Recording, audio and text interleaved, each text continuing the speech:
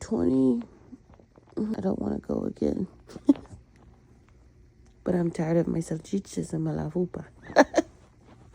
So let's go. Go ahead and go to the gym. And I'll see you guys later. Feels like it's so cold today.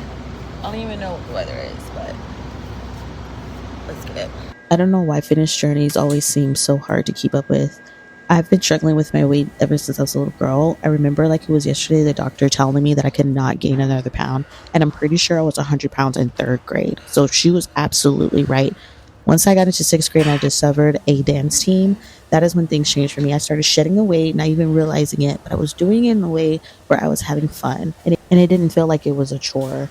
And then once I got into high school, I played volleyball and I ran track for 2 years and I was a sprinter. Not to say that was the best, but it was the effort that mattered. And then around the age 19, I discovered what heartbreak truly felt like.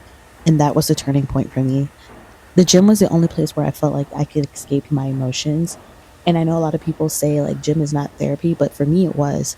I was able to have like a 2-in-1 special where I could trade in my heartbreak and the constant thinking about someone else. I wasn't even thinking about me, to a better body and more confidence. And that was really all that I needed to fall in love with the gym in the first place. So sometimes if I do steer away, I have to remind myself this is where my healing happens.